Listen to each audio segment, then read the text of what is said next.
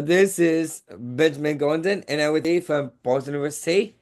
And Down syndrome is a condition when the person has an extra copy of chromosome 21, and it is the most common genetics cause of intellectual disability and effects of how a person's brain and body grow and develop.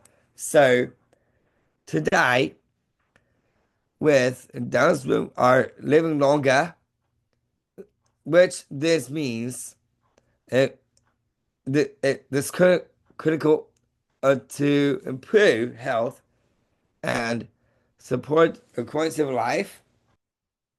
Thank you so much, Benjamin. My name is Salina Tewolde, and I'm an epidemiologist at the Rubenstein Lab in Boston University, where we work on intellectual and developmental disabilities, including Down syndrome. We recently published Doubly Marginalized, the intersection of racism and ableism, and outcomes for people with Down syndrome from marginalized racial and ethnic groups. In this paper, we looked at how intersectionality influenced morbidity and mortality for adults with Down syndrome of color. We documented racial and ethnic differences in death and hospitalizations among Medicaid enrollees.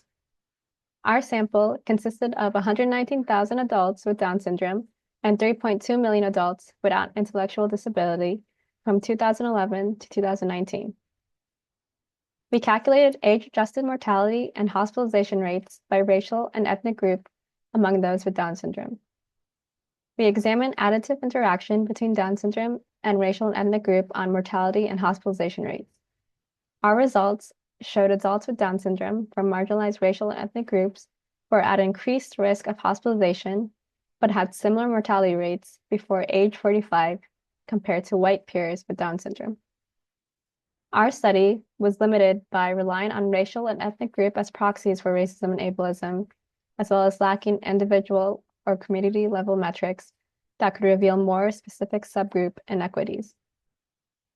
Our analysis also did not capture those who are covered by Medicare or are privately insured. Our results in the context of systemic racism and ableism underscore the importance of culturally sensitive, person-centered care and interventions for marginalized populations and communities.